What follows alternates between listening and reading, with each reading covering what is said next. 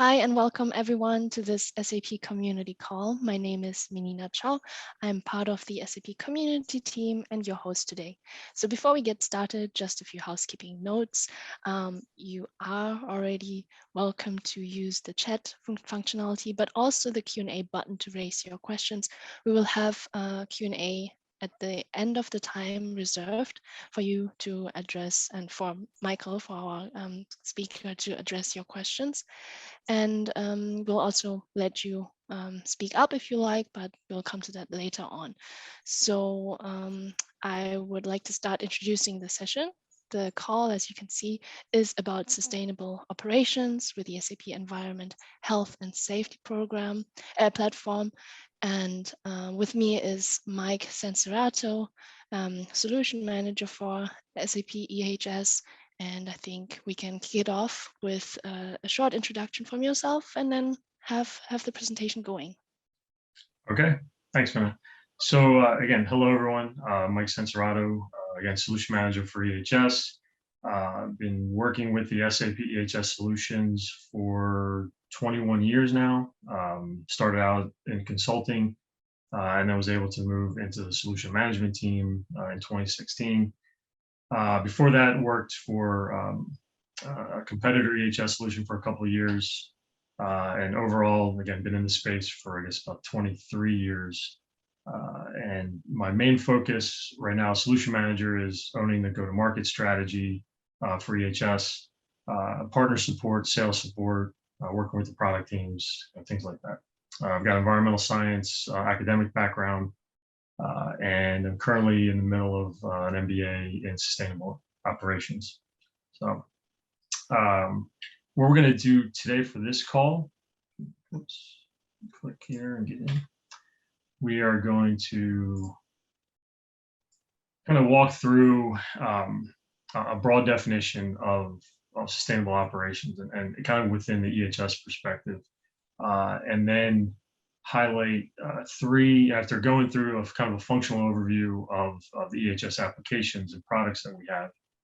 We're going to just kind of walk through three different use cases related to the sustainability, let's say, scope overall, and how EHS either drives some of that or kind of supports some of the objectives and the functionality that's there. And then we'll just do a quick list of resources available for content and collateral, and then open it up for Q&A. All right. So just to kind of level set on just provide some context overall where EHS is operating within this space. SAP breaks up their sustainability strategy in these areas you see here, kind of three across the middle there: climate action, circular economy, and social responsibility. Climate action is a focus on emissions and reducing or managing and reducing footprint.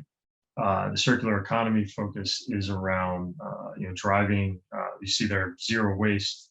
Again, just kind of a more production processes, networks, and other things to help reduce waste overall in supply chains, production, and consumer behavior.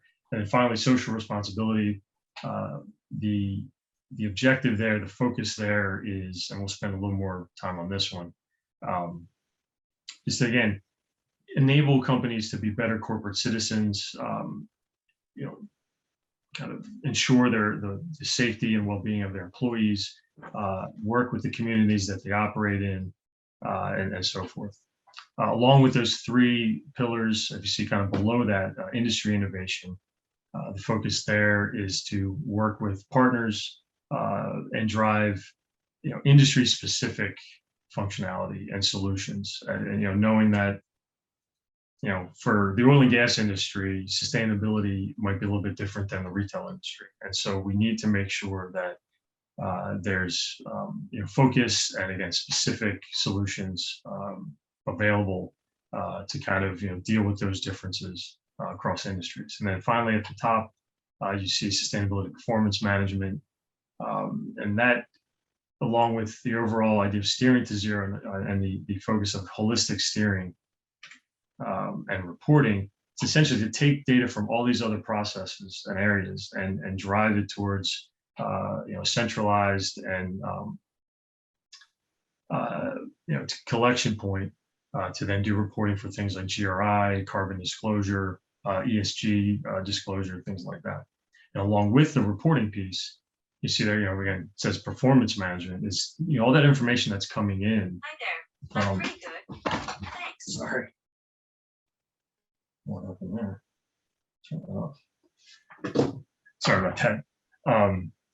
The performance piece is there to take all that information that's coming from the enterprise, from all these pillars and these processes, and gain some insight in how the company can do better.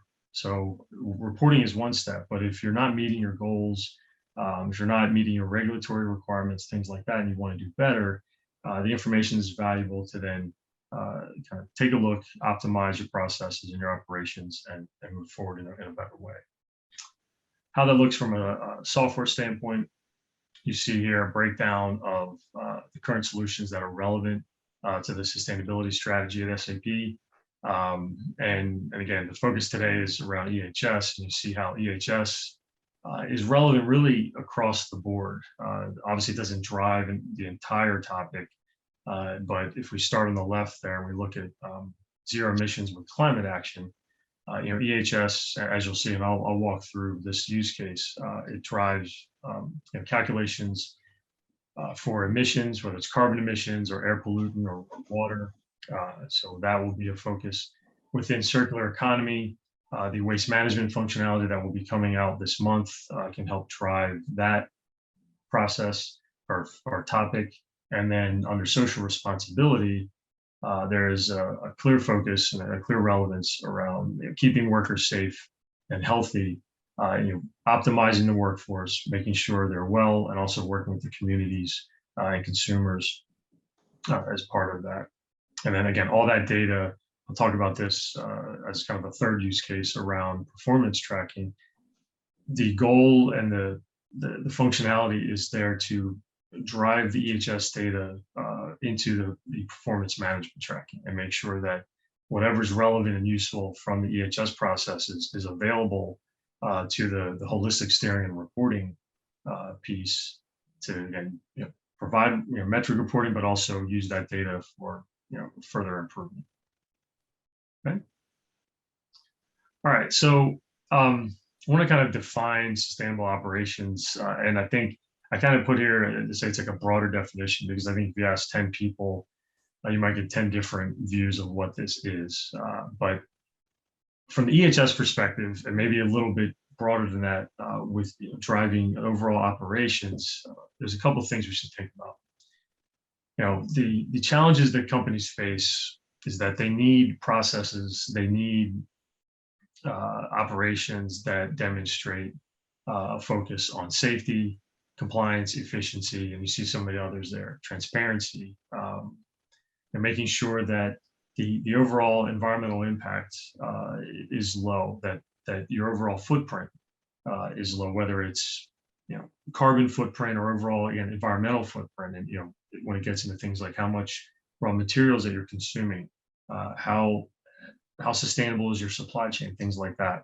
All that comes into play here when we talk about sustainable operations, and that drives some priorities. You see there in the middle.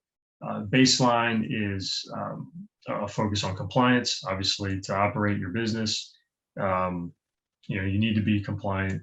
But there's some other things here we have to think about. There's a focus on business continuity and resilient supply chains, optimizing the workforce, making sure, again, that they're safe and productive and well, maintaining a sustainable supply chain, or at least, let's say, creating a sustainable supply chain. And then others there. At the bottom there, you see situational awareness is another key aspect of this, where the processes and solutions that a company may have in place, there's more of a focus now on making sure that it's helping the EHS practitioners, the operations managers, and even those in the executive levels, that they have more situational awareness overall of what's happening all the way down to the shop floor and in the field. or in their supply chains or in their production areas, things like that.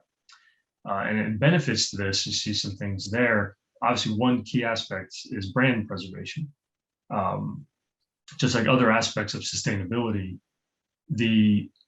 one of the goals, one of the benefits that a company can get from this is making sure that as a company, consumers and suppliers and even government agencies and others are viewing that company as a good corporate citizen, a company that is working hard to maybe clean up their operations, reduce their impact, and so forth. And that can all help with brand. A couple other benefits. You think about the triple bottom line. You think about the cost of goods sold and how more efficiency, whether it's reduced energy costs, increased productivity for the employees, better employee retention. All those things can help overall the actual performance of the company from a business standpoint. And then a little more proactive or maybe qualitative, you think about as all these things are put in place, again, to keep workers safe, to drive better operations, to be more resilient supply chain that can reduce operational risk and really reduce enterprise risk. So that's where we want to strive for here. And you see at the bottom there, to try to further line this out, I kind of adopted the D2O steps that we have within digital supply chain, because really it's not just EHS that will drive this, but you think across the value chain, across the supply chain overall, from initial design and planning through production and manufacturing and through actual operation, all this stuff is relevant. And EHS kind of touches, we'll say, most of this. As you see here, it's mainly focused on the left-hand side, but there's key use cases here that help drive this forward. All right, so what I want to do now is just kind of give a little bit of a functional overview of the applications we have within EHS, and then we'll talk about the use cases relative to sustainable operations and how it drives that. So real quick, SAP has actually been, if you didn't know, SAP actually has provided solutions in this market space for over 20 years. I mentioned how I've been dealing with them for a little over 20 years as a consultant and then a solution manager. Started with product safety, and then you see there the kind of the evolution. And now at this point, we have all of our functionality within the digital core of S/4HANA, which is the latest platform from SAP, and it's available on premise. Most of it is available in public cloud. All of it's available in private cloud. So that's where we are today. The portfolio overall looks like this. You see on the left kind of the products that are sold: incident management, health and safety, environment management, management of change, and then the maintenance safety piece. Those can all be purchased and implemented a la carte. There's no commercial or technical dependencies between them. The blue boxes are kind of like the processes or capabilities within those products. And I'll kind of go through in a little more detail here on each of these. But bottom line, EHS really offers a platform approach if companies want to leverage it, where these processes or capabilities work together. They do share, with a couple exceptions, they share common reporting tools, common task management tools. There's direct integration to the asset management processes within SAP and also HR. I'll touch on that later as well. So there's some value in looking at this from a platform standpoint, where you don't have to implement all at the same time, but there is integration between them that can be leveraged. All right. Before I get into some of those functions, a couple other comments around value and how we think through how SAP EHS can provide value to customers. We mapped out a solution maturity model here. There's many out there. This is one that we think speaks specifically to what we're trying to do with EHS. If you look on the left, we feel that the least mature solution to environmental processes and overall sustainability are the point solutions and spreadsheets that are still being used today out in the market. And we kind of think of that with where EHS is on an island. It's not necessarily connected to other parts of the business, even though it's a cross function and it should be connected. It's not. from a data standpoint, from a process standpoint, whatever. And as you see more maturity in the solutions, you'll see integration. You can drive enterprise context into the EHS processes. You see EHS kind of contributing to the performance of the enterprise, whether it's, again, brand protection, risk mitigation, and driving a proactive safety culture to reduce incidents and injuries, things like that. And as you keep going forward, the solution can enable the EHS practitioners to provide, predictive analysis, and again, pull data from all over the enterprise to, again, gain better insight overall, make better decisions, make better recommendations to management, things like that. And then the ultimate goal, the ultimate expression of a mature solution in this space is one that drives continuous improvement, that's adaptable, and that it's enabling, better situational awareness.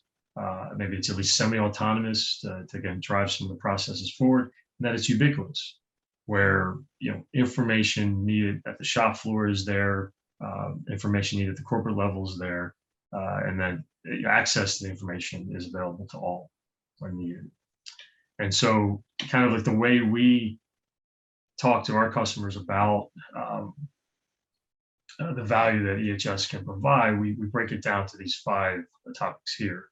Long-term dependability, where again we leverage the SAP platform overall. We're part of the digital core of S/4HANA, and so that allows us to kind of leverage that stability. Integration, obviously, risk reduction from an IT standpoint and an operational standpoint.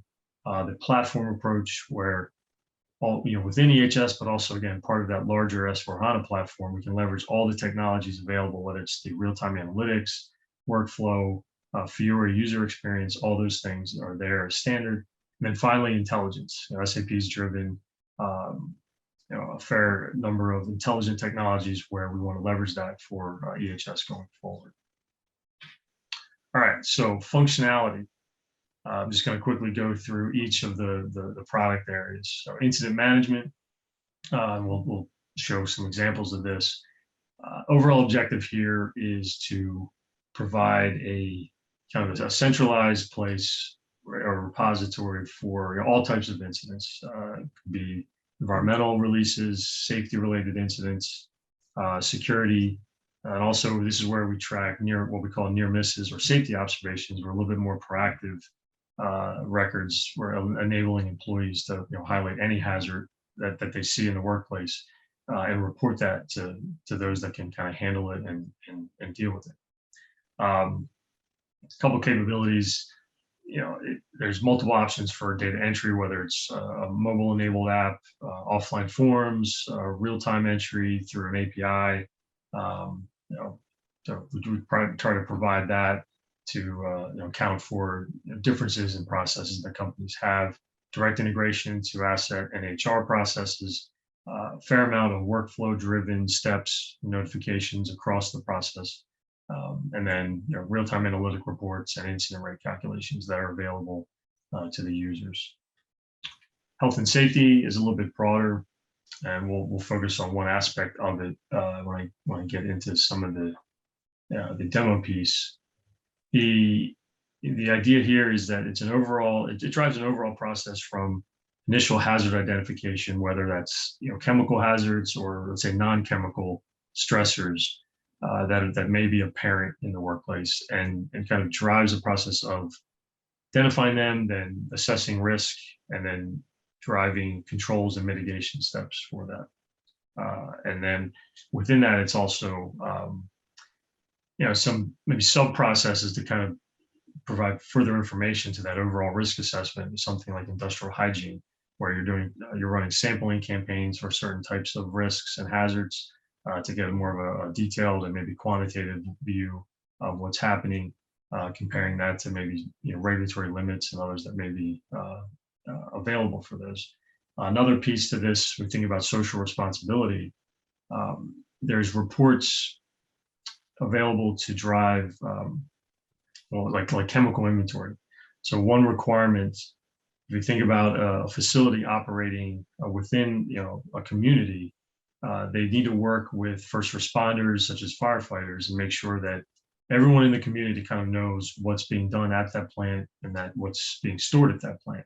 And so there's reports such as the SARA 311 through 12 reports, which drive inventory tracking for chemicals to again allow the community to understand what's there in the public space. Okay. Environment management, three main areas here that we focus on. The first is compliance. So overall, operational compliance down to equipment level if needed, all the way up to corporate level. Requirements are identified, and then tasks are scheduled and executed to kind of maintain and ensure or demonstrate compliance. The second piece is emissions, which I'll go into a little more detail. And that again is not only for greenhouse gas emissions, but also hazardous air pollutants, wastewater, and topics like that. Finally, starting this month, there will be a waste management function as well within environment management. That'll focus on waste generation and shipping for hazardous waste. Okay. Management of change. This is a little more of a process safety focus where anyone who's authorized can request a change. It could be an equipment change, procedural changes, software, training, anything that's relevant to the operation. And then if that change is requested, it goes through an approval process. And if approved, then the module here will track all the activities to kind of affect that change correctly. And then all of this is helping to reduce operational risk. Some of the biggest industrial accidents that have happened over the years, usually one root cause that is identified is a lack of or let's say, really a lack of management change, where changes were occurring, they weren't necessarily approved, they weren't monitored, and it caused problems. And finally, maintenance safety. This function is really focused more on or embedded within the SAP plant maintenance and operations piece, but EHS data is relevant here and provided to help drive the process around permit to work and a work clearance management process as well. All right, so a couple final comments. Just overall analytics, the functional scope today offers multiple tools at different points of the process, whether it's kind of tabular, kind of data explorer tools you see at the bottom there, real-time charting and graphic or ad hoc reporting with the analytical path framework, all the way up through standard content that we have with Analytics Cloud. There's 3 or 4 use cases within Analytics Cloud where there's content available for customers of that tool to leverage. And I think I've got a couple screenshots in here for that. All right, a couple comments on integration. I mentioned we've got different aspects, different options here.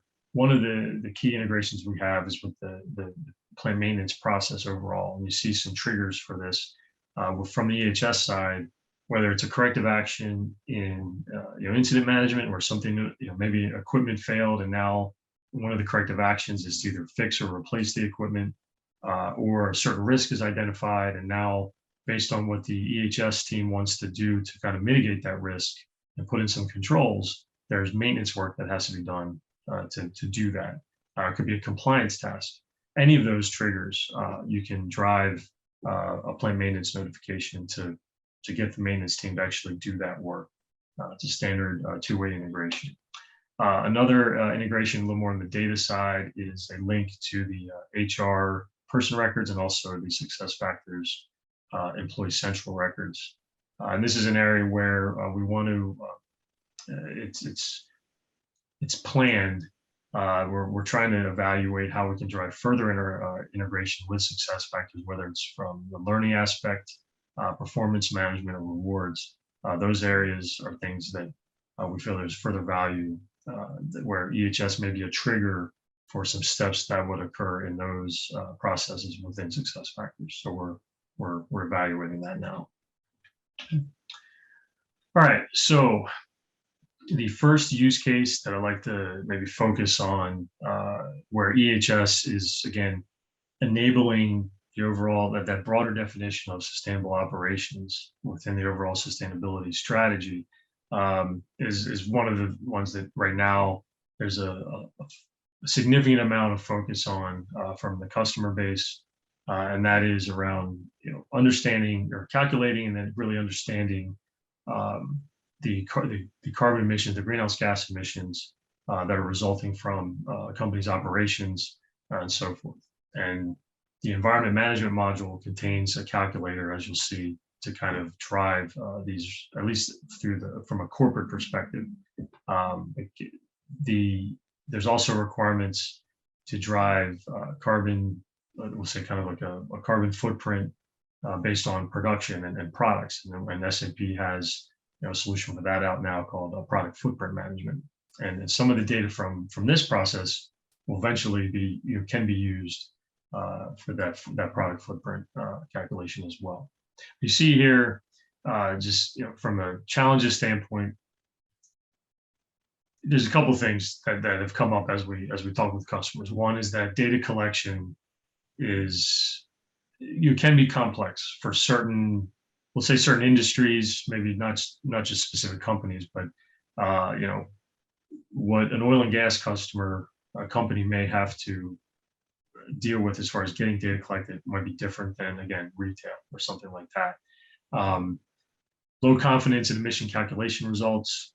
Again, we've seen situations where spreadsheets are being used, and now they're realizing with the increased scrutiny on this topic overall and increased focus from management, that solution is not really sufficient. And so they need a more robust solution overall to kind of not only get the data in, but run the right calculations based on the latest recommended equations or let's say their latest operations that the company is doing. And so that ends up being a pain point.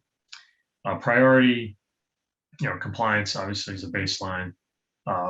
Energy monitoring and consumption tracking is needed because that is one of the key, we'll say, variables in this process. Overall calculation in accordance with regulations and any company policies. And then finally, from a data collection standpoint, just more efficiency, better accuracy, around that data collection step.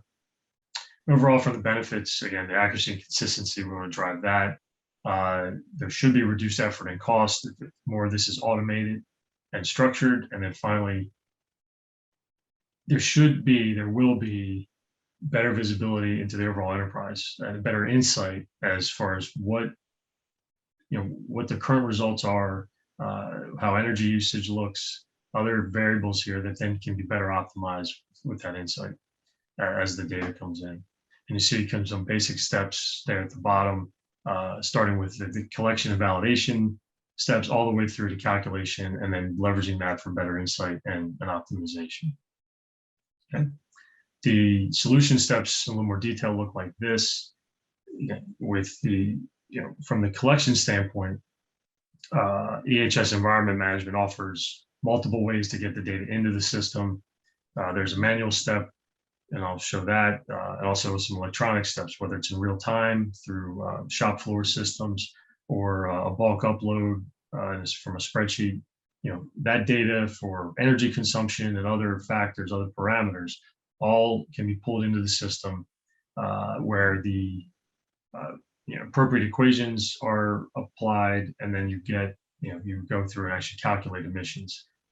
From there, those results can be monitored, check for any data issues or outliers, and then eventually that data can be leveraged across other enterprise processes, whether it's for reporting and disclosure. I mentioned the product footprint calculations, or even for forecasting, where we can leverage some functionalities there within EM. And I'll kind of click through here on that. Before I get into those screens, you just want to mention, we do try to align with the greenhouse gas protocol, all the design and development that we're doing here. And obviously it's broken up, if you know or you don't know, it's scope 1, 2, and 3 categories. Scope 1 and 2 are pretty straightforward. I'll show some some ways that we do that. Scope 3 is more complex, and as we're working through what can be done with EM, with environment management, we see, at the moment, we feel that there's I think it's seven categories where, with a reasonable implementation effort, configuring the module, building some content, building the calculations and the collection methods, we can cover that. Some of these at the moment, again, they're not necessarily related directly to EHS, and it may not make sense to have an EHS software drive all of it, but we are evaluating all those categories as well, and working with the overall sustainability team to decide, okay, what's the best solution forward for some of these scope 3 categories. And that also accounts for the variability you may have per industry. Again, scope 3 for, I go back to the same example, it's scope 3 for oil and gas may look different than scope 3 for retail.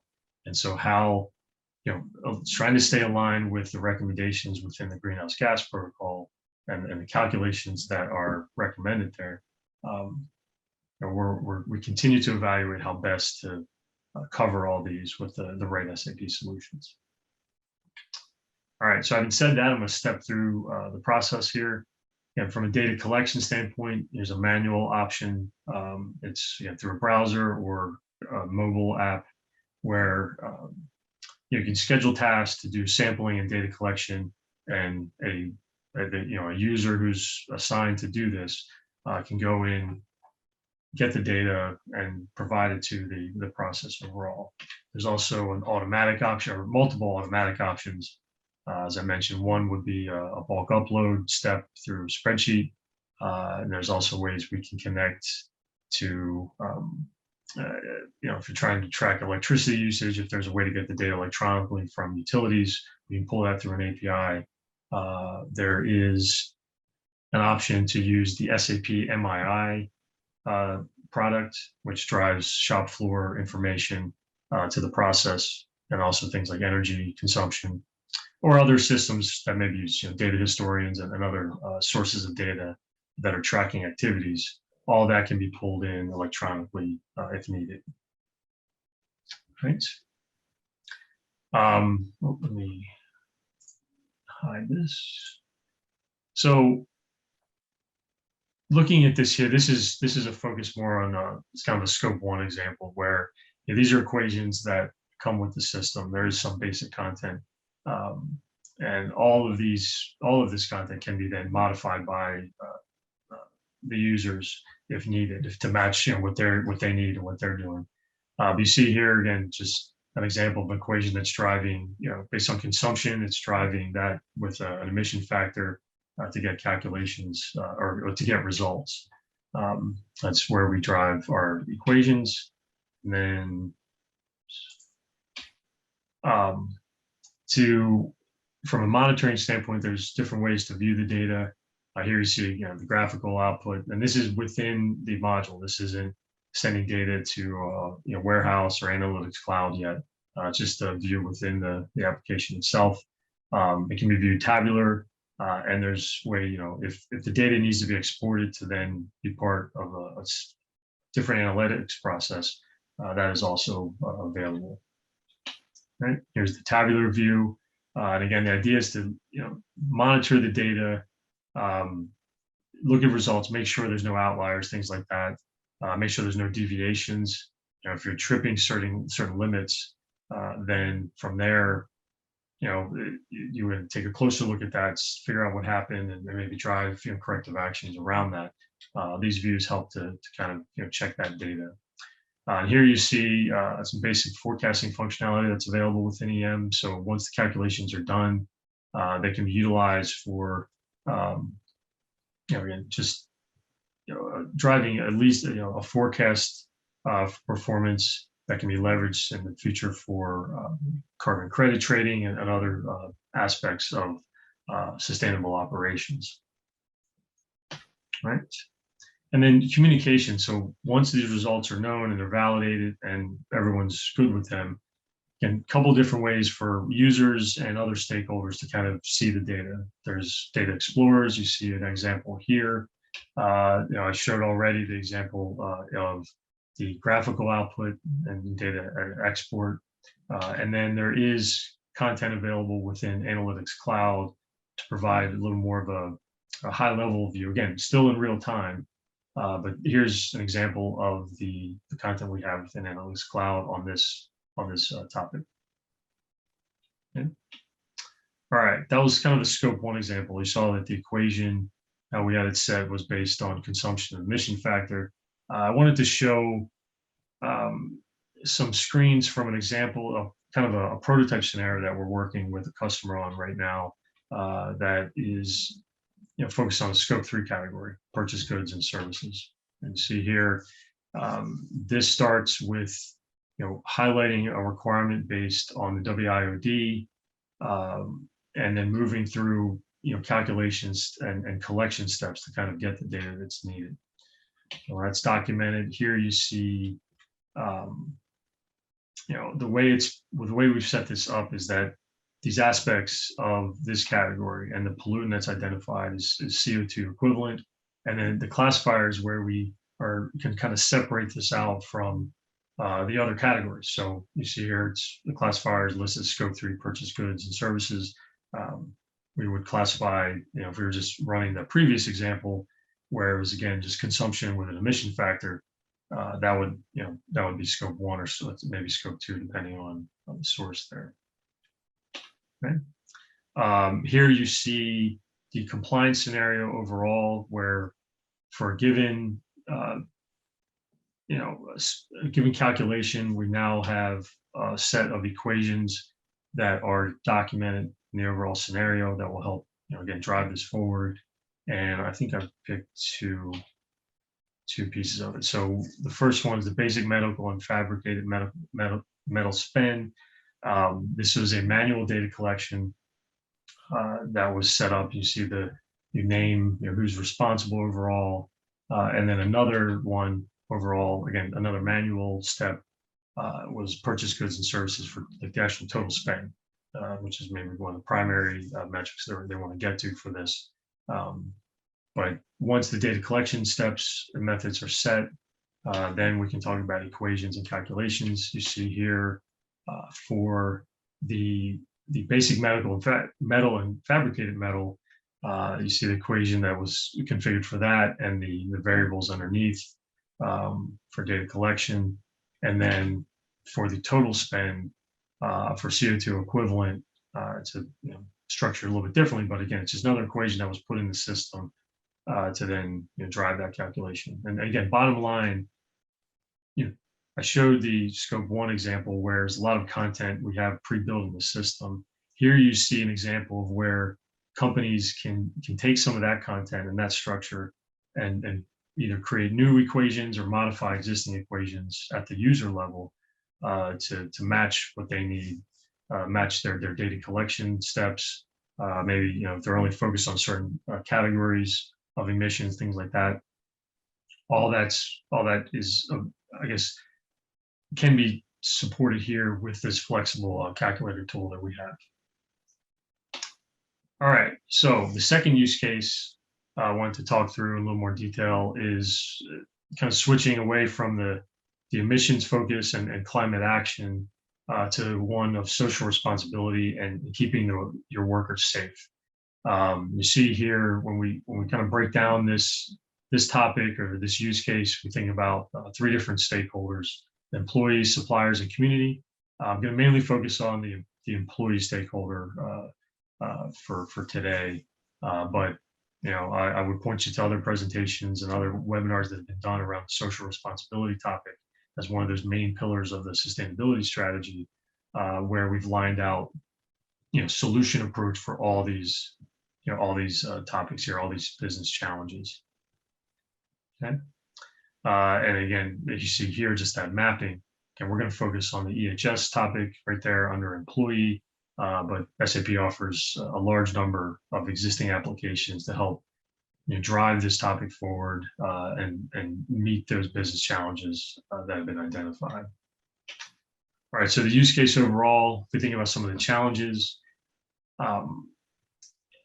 you have to make sure that you're managing risks and and really, again, ensuring the safety and health in the workplace, right? And then you want to make sure that one of the challenges within the social responsibility pillar overall is building a diverse and equitable workforce, driving employee well-being, and you also want to strengthen employee engagement and personal growth overall. And within EHS, we have relevance to all three of those, but primarily we're focused on workplace safety, which is that first business challenge there. Kind of keeping with the overall definition of sustainable operations, if we look at business priorities, again, compliance is a baseline expectation and maybe highest priority to have the company operate. Business continuity, workforce optimization, enabling and ensuring safe operations, driving social responsibility, and again, maintaining and really improving situational awareness across all levels of the organization. Benefits for this. One thing is, again, this solution, or let's say this process, helps drive an end-to-end risk management solution overall, with the benefit of reducing severity and frequency of the incidents, enabling or allowing critical safety information to be available at all levels of the organization, and finally, when incidents do occur, reducing the effort and the time needed to kind of deal with that, manage the event, and drive corrective actions to make sure it's not happening again. You see there at the bottom, kind of main steps overall, again, high-level steps. Incidents may be occurring, you're driving corrective actions, you're learning from that, you're maybe identifying new risks that were not apparent before, mitigating those risks, and from all those steps, again, getting more insight into the processes and the operations that are happening, and optimizing, or let's say, improving performance from a safety standpoint. Okay. If we look at a couple of the processes here, so one key aspect of this is identifying the hazards and dealing with them in the workplace. If that is not done, a lot of these other steps that are taken end up being really ineffective. So one key aspect of what needs to happen here to ensure workplace safety is go through the process of identifying hazards, assessing the risks that are apparent or kind of, let's say, related to that or generated from that, and then getting to the point of controlling that risk, mitigating that risk, and moving forward. These steps, this is our app for initial identification of hazards. It's an app that is enabled for mobile entry, but it's also available in the main browser. And the idea is for a given location or process or job that you're identifying specific hazards, and then maybe even right in the field recommending certain controls, or maybe the controls that are already there, maybe further controls are needed, and also identifying potential impacts for this hazard. That's all within that initial step. It's empowers the shop floor to be proactive and drive this process forward. Once those hazards and those risks are identified, from there, the full risk assessment process can move forward. And this is one of the main screens that drives that, most of the steps really. And the idea is that from here, you're highlighting all the hazards based on that, again, location or risk, and then stepping through, steps to kind of assess risk. Maybe there's existing controls in place, and going through the process of coming up with both qualitative and quantitative assessment information to then decide on how we're going to move forward to, again, reduce that risk. All right, you see here, once you get to that point, there's functionality to identify and assign the appropriate controls to mitigate the risk. And you see this is an example of a catalog of controls that would be in the system, and the system helps to validate the right controls for the right risks. So if there's like a noise hazard, loud noises, and that can affect employees, you're not really going to want to put like a fire extinguisher listed as a control for a noise hazard, things like that. So there's validation within the system to help prevent that and to make sure that everything is as accurate and as appropriate as possible. All right. Another kind of key feature that I want to highlight here for this process, and it kind of, again, it really showcases the integration that we have in the real-time processing that we can leverage within the S4 platform, is there's a relatively new app called Display Safety Relevant Info. And the premise here is that we want to give really every employee, but maybe focused on shop floor and field workers, the ability to really understand what hazards may be apparent in a location where they are, or maybe equipment that they're using, and also other information that can kind of help them stay safe. And you see there some of the bullet point items. As a worker can either walks up to a location or it can type in the location ID or drive a barcode view. In real time, the app will come back with information such as all the known hazards that have been identified, the controls that are in place, recommended protective equipment, maybe historical, incidents that had occurred in the past to kind of give some context on, what to avoid.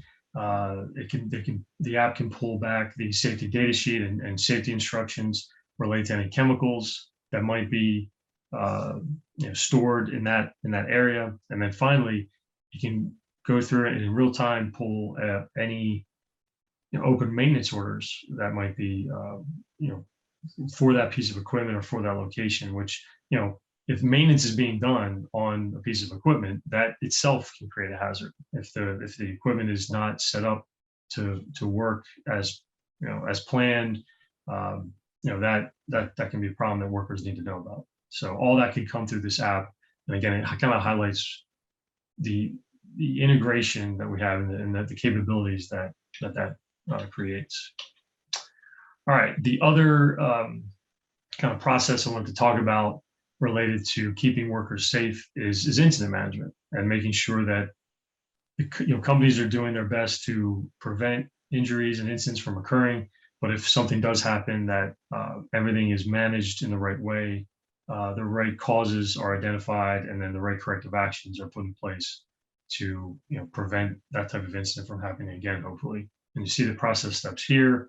I'll kind of just step through them. First step really is incident entry. And we do provide, I don't think I have all the options shown in here, but we provide the traditional browser entry, also mobile enabled entry, offline forms for those that may not be connected to the system through an Adobe form. And then finally, real-time entry, where through an API, we can automatically create incidents from, it could be like an IoT device, like a wearable that maybe detects when a worker has fallen down and maybe they're not able to communicate with, if they've fallen down, then maybe, they're just not able to communicate back to their supervisor. One step that the system can handle is automatically creating that incident in the system and driving notifications to the appropriate people. So that's the entry step. Processing overall, this is the main incident screen. You see a whole set of tabs. I'm not going to go through all these for this session, but if you need detail, we can provide it. But it's really driving all aspects of the incident, whether basic information you see here that may have come in from that initial entry step, tracking the people that were involved and the roles that they played, which can be important. Eyewitnesses, supervisors on duty, things like people like that. All the assets that may have been damaged or involved or maybe caused the incident. And again, that's back integrated to the valid equipment hierarchies and locations within SAP. Notice of violations, releases. Again, if there's certain aspects of the incident that are environmental, there's information that can be tracked on what material or chemical was released, how much, things like that. And as you step through any financial impact, if identifying maybe the risks that are either were relevant to this already, known risks, or maybe new risks that were identified based on what happened, and now, what's the severity and the probability of that risk? The initial assessment around that, and what's the risk of it happening again? And that can help drive the risk assessment process that we just talked through. And then, the next step would be investigation. So as data is collected, eyewitness statements are documented, things like that. All that information then drives an investigation step where you see on this screen the overall kind of process all the way through to root cause analysis is handled in this tab. And then from there, for any causes that were identified, the appropriate corrective actions can be set up and then executed. And you see here just an example of one of the screens where it's just a task tracking table to track what's been assigned and what the status is. There's other ways to monitor the tasks as well, such as a task calendar and things like that. Right. Once all that's, you kind of drive that process to kind of deal with incidents as they're occurring, but we also want to learn from it. It's not just the corrective actions that need to be done, but let's look at leading and lagging indicators and other trends and patterns within the data to kind of really understand what's happening, get that insight, and then hopefully make some changes to perform better. You see here, this is one example. This is a lagging indicator, but a very important one. It's essentially the incident rates, where based on a couple of different variables, whether it's hours worked, things like that, you're tracking in real time an incident rate based on those hours, and we provide that. There's analytics views, but also even right on the Fiori Launchpad, you've got live tiles that will do a trend line in real time to provide a little bit of a dashboard functionality there for that important metric overall. And then some other outputs, I showed with the emissions piece, we have some standard content in Analytics Cloud. We have content available as well for incident management.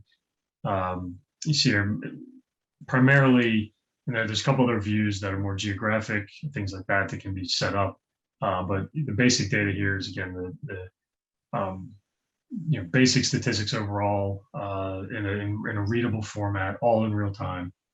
For a little more ad hoc capability within the EHS tool itself, there is the analytical path framework tool, and that allows, and you see just kind of an example of one-step drill down, but it allows the practitioners to, again, on an ad hoc basis, drill down to the specific views they want with all the data. And I think there's, I don't know, 70, maybe 80 different views available within EHS to help drive that ad hoc process.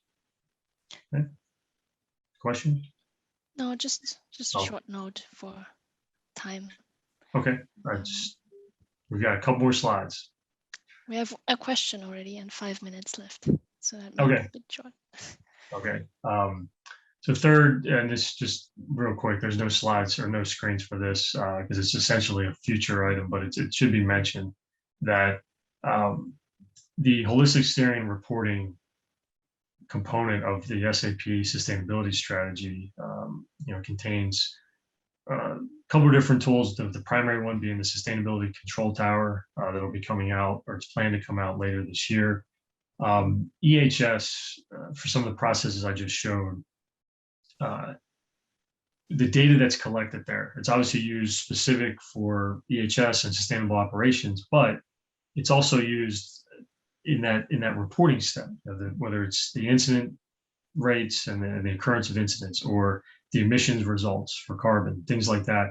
All that is relevant to the sustainability reporting process. And the plan is over the next few months to have data feeds available for that reporting piece, also with the product footprint solution that's now out. We plan to have a data feed available for that as well. So as a company is trying to figure out, based on their production units, what was the carbon intensity and the overall footprint, the emissions values from EHS can be used if that's relevant. So that's pretty much the last slide. Kind of just same thing, just to highlight the integration that we're going to have. And then here is the resources, some links. I'm going to try to add more links to this slide before we send out the deck to the audience. but product pages for EHS and sustainability, solution documentation within Help SAP Com, and also the interactive roadmap site that we have within SAP.com that highlights the plan functionality. Okay, so yeah, sorry for going over there a little bit, but that's the end of the main presentation. Thank you, Mike. Yeah. Given that you are super busy, and I know, and your time is super short, we really appreciate your time with this community call. Let's real quick go over the question that was raised, so we can still touch base on this during that hour.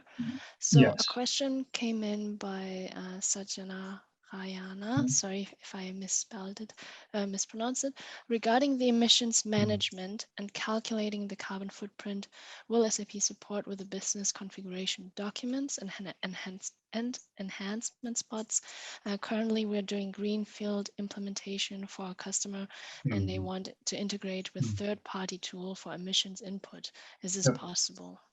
Good question. So there is documentation to highlight, if you go back to that first example, whereas again, the basic equation of consumption and a factor, and the collection methods that could be used for that.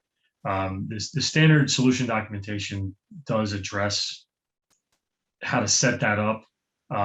As far as driving more of the complex scenarios, maybe getting to scope 3, where, like, as I mentioned, we're working through that now to see how much we can cover based on that greenhouse gas protocol recommendation. We can talk through that. Again, as we work, or we kind of evaluate how we cover that and how SAP will recommend a solution approach. It will be documented. I can't say how it will be documented, whether it's through training classes, whether it's through service packages that would be available. I can tell you that certain partners of ours are also kind of going through that process of saying, let me leverage that flexible calculator that's there within the module and build up our own content, our own equations based on our knowledge of how our customers are dealing with this requirement overall. And so you'll see information come up about this, but if you want, we can kind of take that offline, get your specific situation, help to, again, put you in touch with the product team and others that are looking at all this right now. Thank you. Okay, what I also wrote in the chat, I provided some of the links to the community page, but also to sap.com, where you can find more information about SAP EHS. Yeah, I would say continue the interest, visit more of our community calls, take the chance to address your questions with the experts. I think it's a good opportunity to get the conversations going. Thank you very much for your time. And yeah, see you soon. Bye, everyone. Thank you.